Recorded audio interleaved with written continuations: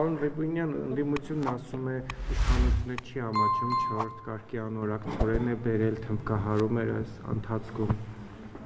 Ես ուզում եմ ձեզ հիշեցնել, որ ընդդիմությունը ասում էր սա միակողմանի ապաշրջափակում է եւ Հայաստանի համար ոչինչ չի ապաշրջափակվելու, Հայաստանը մնալու է շրջափակման մեջ, Հայաստանը միակողմանի զիջումներ է արել, Ադրբեջանի համար է միայն ապաշրջափակում լինելու, իսկ հիմա իրանք քննարկում են թե ծորենը որ կարգի է։ Սա կարծում եմ արդեն իսկ խոսուն է, իսկ ընդհանրապես ծորենի մասնագետ ես չեմ եւ էկոնոմիկայի նախարարությանը հարցնենք, բայց ես չեմ կարծում, որ ինչ որ անհատ ձեռներես պիտի ուզենա ներգրի ծորեն, որը իր նպատակին չի ծառայում։ Պարոն Բայրամովի հայտարարությունների հետ կապված մեծ հայտարարություն։ Մեկ էլ Ռուսաստանի, ռուսաստանական ծորենի մասին չեն ասում։ Նորմալ է, որակը բավարարում է իրենց։ Ծորենի հետ կապված Դե տեսնում եք ինչ լավ է։ Ունեք ծորենի հետ կապված։ Պարոն Ռուբինյան Բայրամովի հայտարարությունների հետ կապված ծավալուն հայտարարություններ էր, հա, տվել, փաստորեն հիմնական մեր խայլը է, որ Նիկոլ Փաշինյանը ինչ որ փուլի կտրուկ այսպես փոփոխության եկեղեցի տեսակետը հրաժարվել է բանակցություններ վարել ու ինչն էլ բերել է փակուղի ու արդյունքում ունենք այս ցավալի իրավիճակը, ինչն էլ հանգեցրել է պատերազմին։ Ու ավելին 19-ին ասած առաջարկներ են ներկայացել, որոնք մերժվել են։ Դա ոչ միայն Ադրբեջանի արտաքին գործերի նախարարն է ասում, այլ Ռոբերտ Քոչարյանը, Սերժ Սարգսյանը եւ Լևոն Տեր-Պետրոսյանը։ Եվ պետք է ասեմ, որ Ադրբեջանի արտգործնախարարը Ռոբերտ Քոչարյանը, Սերժ Սարգսյանը եւ Լևոն Տեր-Պետրոսյանը սխալ են ասում, Հայաստանը պատերազմ չի հրահրել, Հայաստանը պատերազմ չի սկսել, Հայաստանը չի դադարեցրել բանակցային գործընթացը։ Բայց բանակցությունները մեծ է բարել, ինչը հանգեցրել է։ Ես համաձայն չեմ Ջեյհուն Բայրամովի, Ռոբերտ Քոչարյանի, Սերժ Սարգսյանի եւ Լևոն Տեր-Պետրոսյանի հետ։ Բայց փաստերը նրանք վկայակոչում, պարոն։ Ես համաձայն չեմ նրանց վկայակոչած փաստերի հետ, որովհետեւ այդ փաստերը ճիշտ չեն։ Դրանք ճիշտ փաստեր չեն։ 19 թվականի Արցախ Հայաստանը ևեր չի ասել, որ դրական կետից է Ռոբերտ Քոչարյանը ասել է Արցախը Ղարաբաղը 88 թվականից մինչ օրս Հայաստանի մաս է։ Ըստ Ռոբերտ Քոչարյանի եւ իր գործընկերների տրամաբանության ինքը պատերազմ է հրահրել։ 2019-ին առաջարկ ուղարկվել է։ Ներողություն, 2019 թվականին ինչ որ առաջարկ է եղել, որին Ադրբեջանը համաձայնվել է, իսկ Հայաստանը չի համաձայնվել։ Դա ինչ իմանալ, արդյոք 2019 թվականին չի եղել առաջարկ, որին Ադրբեջանը համաձայնվել է եւ Հայաստանը չի Բայց այդ համաձայնվել։ ինչ առաջարկ է եղել։ Հարգելի գործընկերներ, նախ 1000 անգամ խոսել ենք, էլի, ես չզարմանում եմ, ոնց եք ամեն անգամ գալիս հարց տալիս։ Ամեն անգամ թողեք խոսեմ։ Ամեն անգամ ինձ զարմացած հարցեր եք տալիս, ոնց որ 1000 անգամ չի խոսվել դրա մասին։ Ես էլ երբ որ, հա, հաստատում եք, շնորհակալություն։ Հիացած եմ ուղղակի։ Ընդհանրապես 2008 թվականից սկսած, երբ որ ընդունվեցին Մադրիդյան սկզբունքները, բոլոր առաջարկները նույն էության մեջ են եղել եւ Լևոն Տեր-Պետրոսյանը շատ լավ նկարագրել է ինչ է նշանակում Մադրիդյան սկզբունքները։ Նշանակում է Լեռնային Ղարաբաղի ինքնորոշում Ադրբեջանի կազմում, որովհետեւ երբ որ տարածքային ամբողջականության եւ ինքնորոշման սկզբունքները մեկտեղում է, ստացվում է ինքնորոշում Ադրբեջանի կազմում։ Դրանից հետո բոլոր առաջարկները, որոնց մի մասը իդեպ Ադրբեջանն է մերժել, ենթադրել են դա։ 2019 թվականի առաջարկը սկսում է հետեւյալով. Ադրբեջանի նախագահ եւ Հայաստանի նախագահ։ Ես ուզում եմ հիշեցնել, որ 2019 թվականին Հայաստանի նախագահ Նիկոլ Փաշինյանը չէր, Արմեն Սարգսյանն էր եւ Արմեն Սարգսյանը չէր վարում բանակցություններ։ Հետո 2019 թվականի փաստաթուղթը եղել է Սերժ Սարգսյանի նախագահության ավարտի դրությամբ ինչ որ հանրագումար, որը Հայաստանը չի մերժել։ Հայաստանը որևէ առաջարկ չի մերժել։ Բայց ընթացքը չի տրվել։ Ինչ նշանակում է։ Իսկ 2016 մի վարքյան 2016 թվականի առաջարկների Սերժ Սարգսյանը ընթացք տվել է, կամ դրանից նախորդած որևէ առաջարկի ընթացք տրվել է։ Եվ մի կարևոր բան եմ, էլի ես ուզում ասել։ Ընդհանրապես բոլոր նախագահները նախկին այսպես կոչված ինչ են ասում։ Ասում են, այ որովհետև իրանցից երկուսը երբեք չեն ընտրվել նախագահ, մեկն էլ մի անգամ է ընտրվել, երկրորդ անգամ չի ընտրվել։ Այ դրա համար այսպես կոչված։ Ինչ են ասում։ Ասում են ամեն մեկը իր նախագահության տարիներին, էլի։ Այսպիսի հանճարեղ առաջարկներ կային, այսպիսի շատ լավ ծրագիր կար, այսպիսի շատ լավ ծրագիր կար։ Է շատ լավ, եթե այդքան լավ առաջարկներ կային, ինչ չեն իրագործվել այդ առաջարկները։ Մի վարքյան թողեք հարցին պատասխանեմ։ Հաջորդը իրականում մադրիդյան սկզբունքներով ենթադրվող առաջարկները մենք պրակտիկայի մեջ իրականում տեսել ենք ախր։ Մենք տեսել ենք այդ առաջարկի ընդունումը ինչ էր ենթադրում, որովհետև առնվազն 2010-ականներին հնչած բոլոր առաջարկները ենթադրել են ինչ, որ հայկական ուժերը դուրս են գալիս 7 շրջաններից, տարբեր վարիացիաներով, հա, բայց 7 շրջաններից Լեռնային Ղարաբաղում եւ Լաչինի Միչանսկի շուրջ առնվազն ռուս խաղապահներ են կանգնում եւ կարգավիճակի հարցին չի լինում անդրադարձ։ Այս իմ նշած ամեն ինչը նոյեմբերի 9-ի հայտարարությամբ տեղի է ունեցել։ Մենք արդեն տեսել ենք ինչ է լինում, երբ որ հայկական ուժերը դուրս են գալիս 7 շրջանների մի մասից, երբ որ մնում է Լաչինի Միչանսկ եւ Լեռնային Ղարաբաղ ռուս խաղապահների կանգնելով եւ տեսել ենք, որ դա որևէ կետ ես հասկանում եմ, որ հրապարակ օրաթերթը մի քիչ խնդիրներ ունի, բայց մի ընդհատեք ինձ։ Ես խնդիրներ բացարձակ չունեմ, ու երբ որ ես պատասխանում եմ, մի ընդհատեք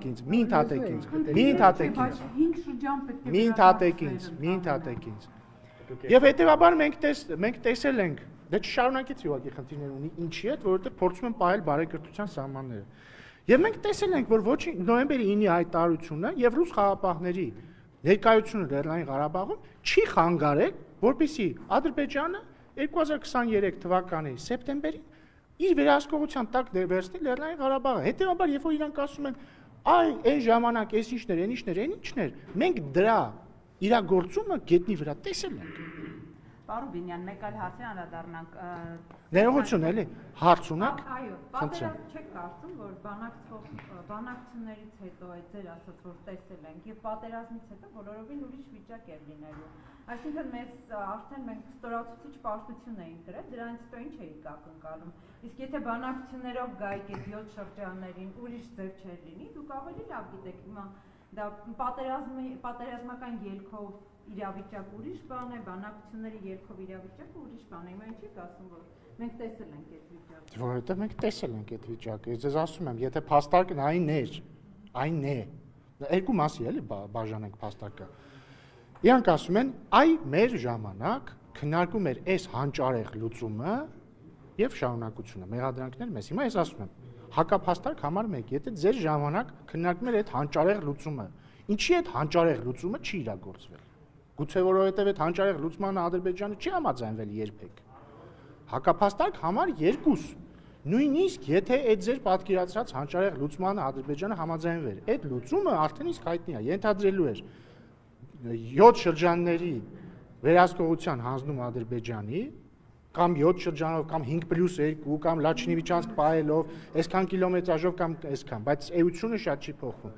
Եվ Լեռնային Ղարաբաղի շուրջ ռուս խաղապահ զորամիավորման տեղակայում։ Հիմա ասում եմ, մի պայմաններում, երբ որ Լեռնային Ղարաբաղի շուրջ ռուսական խաղապահ զորակազմի տեղակայում տեղի ունեցել էր եւ Լաչինի Միչանսկի շուրջ, Ադրբեջանը գրավել է Լեռնային Ղարաբաղը։ Հետևաբար իրենց պնդումը, որ տեսեք, այսպիսի հանճարեղ բան էր լինելու,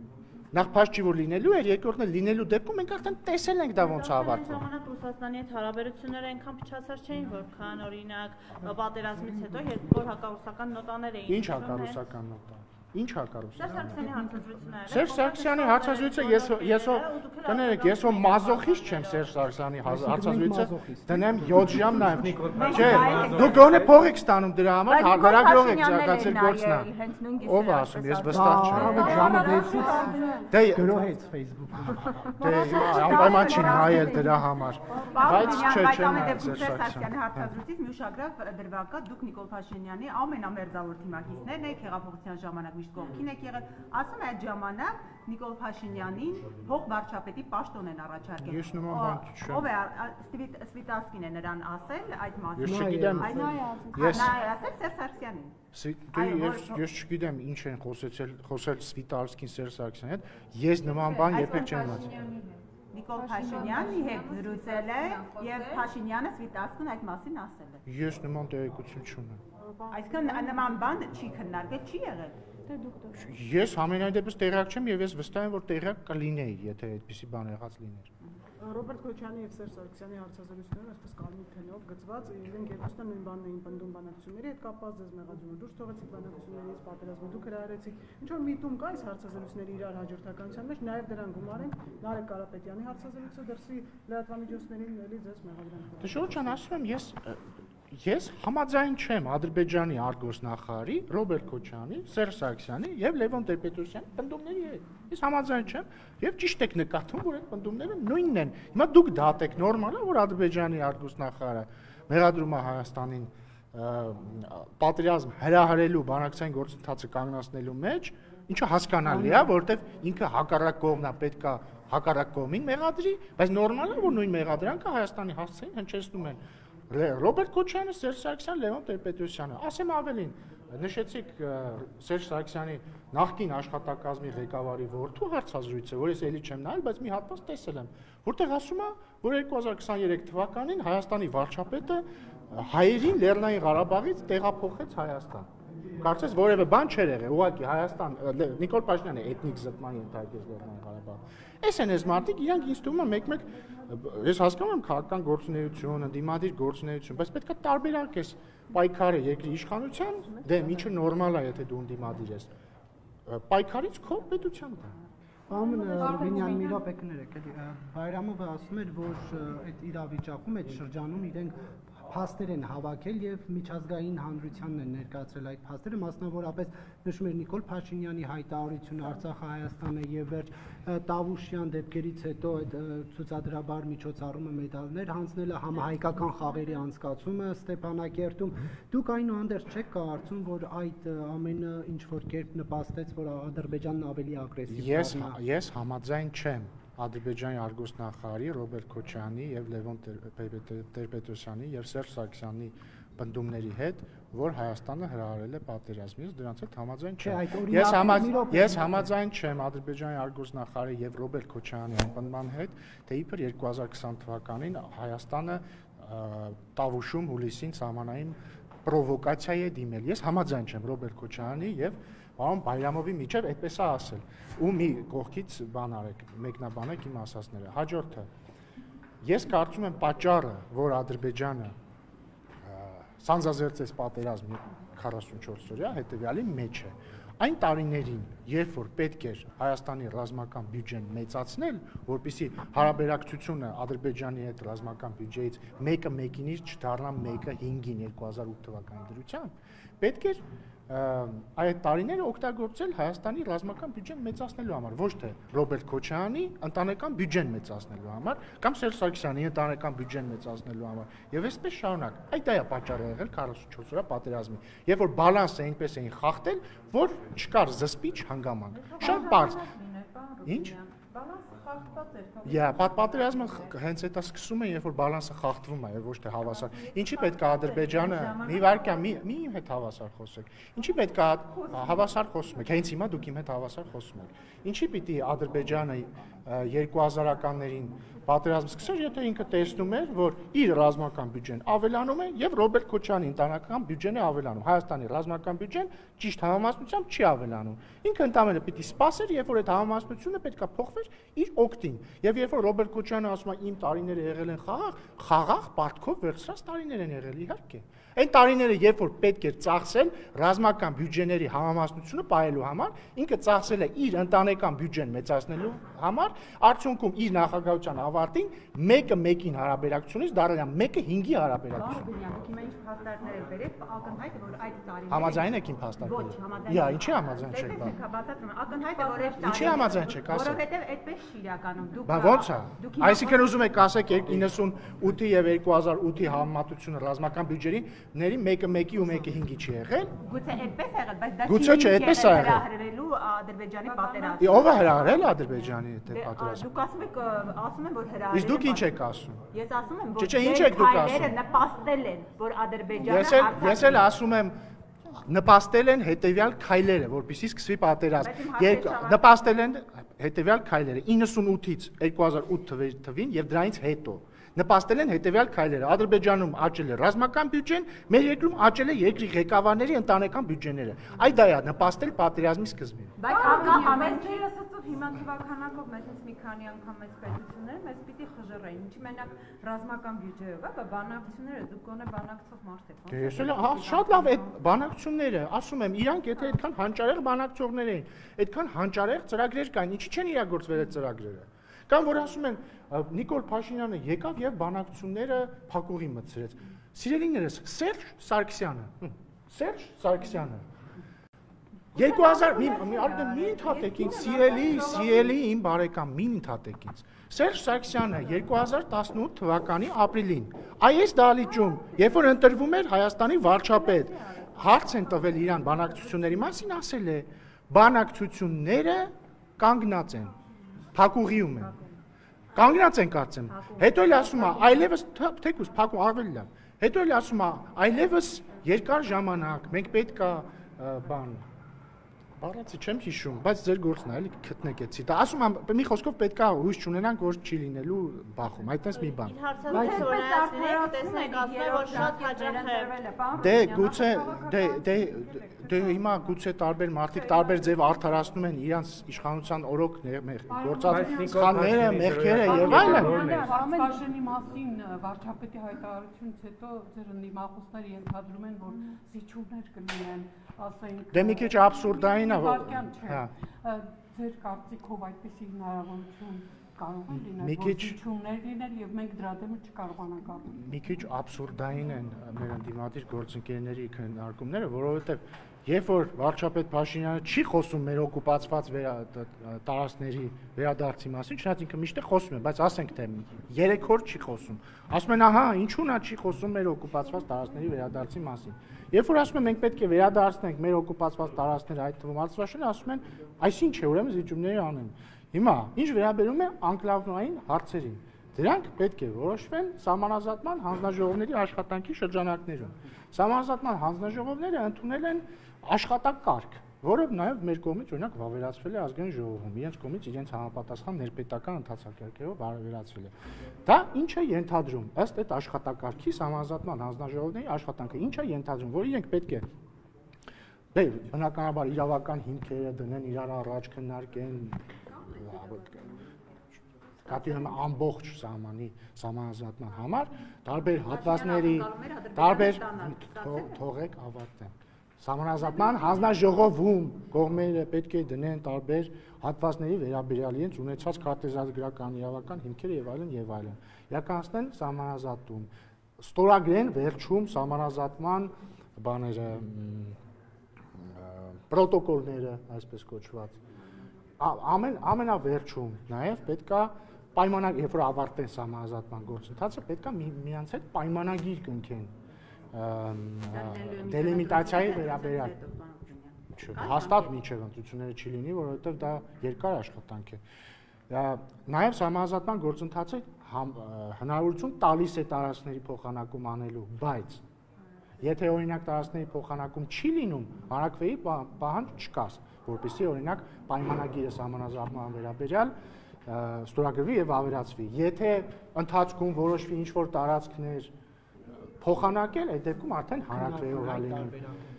Հիմա որևէ նորություն չկա այդ հարցերով։ Այսինքն սահմանազատման հանձնաժողովի հանդիպում էս վերջին շրջանում չի եղել եւ նոր զարգացումներ չկան։ Որտեղից է ծագել։ Արցվաշենի թեման ծագել է այն պահից, երբ որ Արցվաշենը օկուպացվել է։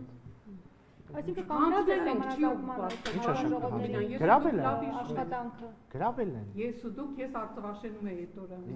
Ես այդ օրը, բայց բան չէի, վստահ չեմ, խոսել գիտեի, թե չգիտեի։ Դրա համար ես այդքան լավ չեմ։ Շարոբինյան, այսինքն սահմանազատման աշխատանքների գործընթացը Դե տարբերություն կա, չէ՞։ կանգնած է աշխատանքը սահմանազատման։ Կանգնած չի, բայց նկատի ունեմ նոր, կանգնած չի, բայց նոր հանդիպում դեռ տեղի չի ունեցել, կունենա որևէ խնդիր չկա, իսկ ինքը իր հունով գնում է։ Այլ կերպ ասած, որպեսզի հստակ լինենք,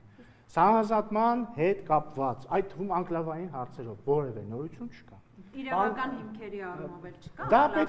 Դա պետք է սահմանազատման հանձնաժողովում քննարկվի։ Նիկոլ Փաշինյանն ասում է դեռ պետք է իրավական հիմքեր ներկայացնել։ Նախ նոր պատասխանեցի։ Չէ, բայց հիմա այլ հարցեր կան։ Նիկոլ Փաշինյանն ասում Ռուզան մի րոպե։ Հիմա երբ որ վարչապետը խոսույթ է փոխել։ Ինչո՞վ է խոսույթ փոխել։ Նախկինում գոնե ասում էր պետք է իրավական հիմքեր Բայց դա չի ասում։ Չէ, որովհետև դա ակնհայտ է, որ պետք է տեղի ունենա սահմանազատման հանձնաժողովում։ Սահմանազատման հանձնաժողովում չի կարող սահմանազատվել սահմանի անգամ 1 սանտիմետր առանց համապատասխան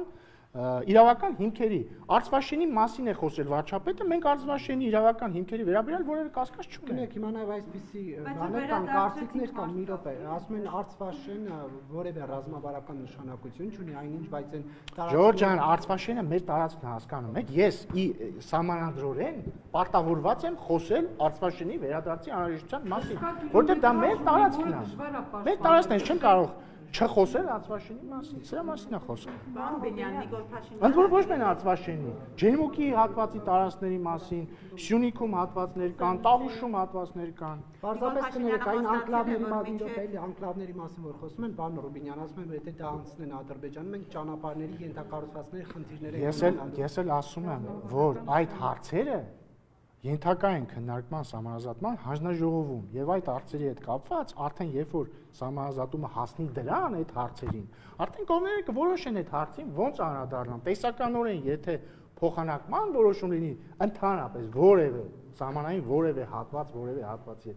դա հնարավոր է անել միայն հանրակրվեով Նիկոլ Փաշինյանը գրել է ոչ, մենք տեսանք, որ Կիրանցի հատվածում հնարավոր չեղավ ճանապարհի հետ կապված այնպիսի որոշում կայացնել, որ գոնե ճանապարհը մնա Հայաստանին, հայ գյուղին եւ նոր ճանապարհ կարող է։ Որովհետեւ այդ կոնկրետ այդ կետում որոշում չկար տարածքային փոխանակման։ Բայց իդեպ եթե այդ ժամանակ էլ լիներ, պետք է հանրակրվել լիներ։ Թույլ կտաս։ Հա, Նիկոլ Փաշինյանը գրառում էր արել, որ մինչև տարեվերջ առաջարկների մասին փաստաթղթերը կհրապարակի եւ ասել էր, կարծես թե սպառնացել էր Սերժ Սարգսյանին, որ նաեւ մի նամակ է հրապարակել։ Դուք տեղյակ եք ինչ նամակի մասին է, որովհետեւ դուք նաեւ փող արտգործ նախարար եք եղել։ Գուցե տեղյակ եք ինչ փաստաթղթի նամակի մասին է։ Դե ես ինչ որ նամակներ տեսել եմ Սերժ Սարգսյանի գրած, բայց չգիտեմ վարչապետը որ նամակ է եկել։ Չէ, նկատի ունեմ բանակցային գործընթացում տարբեր երկրների ղեկավարներին ուղղված նամակներ տեսել եմ, բայց ես չգիտեմ ինչի մասին է խոսքը։ Զիջողական դրամաբանություն կար։ Նարեկ ջան լավ է։ Պարոն Ռուբինյան, Ոչ կարող է Սերժ Սարգսյանը ոնց կարող է զիջողական լինել։ Ոչ Սարգսյանը, Ռոբերտ Քոչարյանը, Տեր-Պետրոսյանը իրենք ուղղակի բաներ են, չէ՞, քաջարի մարտիկներ են եղել, զիջողականներին Արցախը հայկական է։ Փաստը դա է։ Իրենց տարիներին 20 տարի Արցախը հայկական է եղել։ Դուք հիմա ինչ բարձաբանում եք բերեք, պարոն Ռուբինյան։ Ձեր տարիներն Արցախը ադրբեջանական դարձել։ Նախ ես առաջարկում եմ, ոչ թե դուք իմ հետ բանավիճ եք։ Չէ, դու ես բանավիճ եք։ Բայց բանավիճ է, բայց դեմ չեմ։ Ես ձեր հետ բանավիճ եմ, խնդիր չեմ տես։ Բայց առաջարկում եմ, ոչ թե դուք իմ հետ բանավիճ եք։ Այ Ռոբերտ Քոչյանը թող գնա Նիկոլ Փաշինյանի հետ բանավիճի։ Ինչ վատ կա։ Ինչ ենք միջնորդավորված բանավիճում Ռոբերտ Քոչյանի հետ, կարող եք ինձ բացատրել։ Մի խնդրում եմ, էլի դուք որևէ մեկի խոսնակը չեք։ Խնդրում եմ, մի ընդհատեք ինձ, Աստծո սիրուն։ Տեսեք։ Թող ինչ ենք միջնորդավոր։ Օրինակ ինչի եք դուք Քոչյանի թեզը, ընդ որում որևէ ուշադրություն դարձ։ Նիվարկյան էլի, Նիվարկյան։ Ասում եմ, ինչի եք դուք Քոչյանի թեզը հիմա ինձ փոխանցում, որ ես այդ թեզին հակափաստար բերեմ։ Ես առաջարկում եմ հետեւյալը։ Եկեք միջնորդներին արանքից անենք ամենայն հարգանքով ձեր հանդեպ։ Եվ իմ հանդեպ էլ ես էլ Նիկոլ Փաշինյանը ոչ մի գրառման գնահատական Ես առաջարկում եմ մեր գործը հեշտացնել։ Թող Ռոբերտ Քոչյանը բանավիճի Նիկոլ Փաշինյանի հետ։ Հասկանում եք, պարզ բան եմ ասում։ Իդեպ, ուրա փայլակը, գնաց փայլակը, ափսոս։ Լավ չեմ ասել, ուրեմն ինչ որ ուզում եմ ասել։ Եվ հաջորդը, որը կերկին վերադառնում եմ հետևյալին, երբ որ Արցախը հայկական էր, երբ որ Լեռնային, իսկ ի՞նչ է դա նշանակում, երբ որ Լեռնային Ղարաբաղում ապրում էին հայեր։ Մենք առաջարկում ենք ճանապարհ, երբ որ մենք հայտարարեցինք, որ նշաձողը պետք է իջեցնել, այդ թվում Քոչյան, Ռոբերտը, Սերժ Սարգսյանը, մյուսները, Դաշնակցությունը, Լեռնային Ղարաբաղում իրancs այդ աֆիլիացված ուժերը մեզ դատապարտում էին դավաճանականության մեջ եւ ես ինչի մեջ, այն ինչի մեջ։ Իրանք արդյունքում ինչ արեցին։ Իրանք եւ իրանց հետ ասոցիացված ուժերը, այդ թվում Լեռնային Ղարաբաղում Դաշնակցությունը, այնպես արեցին, որ Արարիկ Հարությունյանը հրաժարական տա, ընտրեցին նախագահ Լեռնային Ղարաբաղում, ստեղ Երևանում հանրահավաք էին անում, Նարեկը մոտեցավ, Առնվազն Քոչարյանին, Սարգսյանին չեմ հիշում, մոտեցավ թե չէ։ Ասեց ինչ կարծիքի եք Լեռնային Ղարաբաղում տեղի ունեցածի մասին։ Ասեցին շատ լավ է, հուսով ենք նույնը Հայաստանում կլինի։ Հայկ Մամիջյանը այստեղ ազգային ժողովում էր ասում էր եւ կհնչի զանգը, ինչ որ մի բան կլինի։ Ու ընդամենը օրեր անց Լեռնային Ղարաբաղը հայաթափվեց։ Հասկանում եք։ Հիմա դուք ուզում եք սրա մասին օրինակ մի օր հարցնեք, որ խնդրեմ ինչ որ մեկը ձեզնից Սերժ Սարգսյանին կամ Ռոբերտ Քոչարյանին կհարցնի, պարոն Քոչարյան, պարոն Սարգսյան, այդ 2023 թվականի ամառը, որ օպերայում Ազատության հրապարակում հարավակ էիք անում, ասում եք շատ լավ է այն ինչ տեղի ունենում Լեռնային Ղարաբաղում, հուսով ենք նույնը Հայաստանում տեղի կունենա։ Մամիջյան Հայկն էլ ասում էր շուտով կհնչի զանգը։ Ու դրանից մի քանի օր հետո Լեռնային Ղարաբաղ հայաթափվեց։ Իրանք ի՞նչ նկատի ունեն։ Ես իրենց փաստաբանության պարոն Ռուբինյան։ Դե եթե իրանք 10-15 օրվա իշխանությունը չէր կարող հանգեցնել Արցախի։ Շատ լավ, դե ուրեմն նույն անալոգիայով, եթե 10-15 օրվա իշխանությունը չէր կարող հանգեցնել Լեռնային Ղարաբաղի հայաթափմանը, այդ ո՞նց են իրանք 30 տարի երկիրը կառավարելուց հետո, երբ որ մի իրավիճակ, երբ որ հավասար ռազմական բյուջեն, այնց են անում, որ մի քանի անգամ Ադրբեջանի ռազմական բյուջեն աճում է, ու դրանից հետո մենք գալիս ենք իշխանության 1.5 տարվա մեջ, այսինքն այդ նույն անալոգիայով մենք մեղավոր ենք, որ պատերազմը սկսել, բայց իրանք մեղավոր չեն։ Եթե այլ հարցեր չունեն, ասում է, որ պատերազմի օրերին ինքը եկել է Արցախ եւ ուզեցել է հանդիպի Արայք Հարությունյանի հետ, բայց նա չի ցանկացել հանդիպել, ասել Նիկոլ Փաշինյանը։ դրանք հետաքրքիր խոսակցություններ չեն։ Որտեղ սկսենք նրանից, որովհետեւ Արայք Հարությունյանը ազատության մեջ չի, որ իմանանք ինքը դա հաստատում է թե չէ։ Ես ինչ իմանամ իրանք իրար հետ ինչ են խոսում։ Բայց ես ինչ իմանամ իրանք դες բան խոսել են թե չէ։ Ինքը ասում է ես այս մարդու հետ խոսել եմ, սա ես ինչ իմանամ ճիշտ ասում թե չէ։ Այլ հարցեր կան։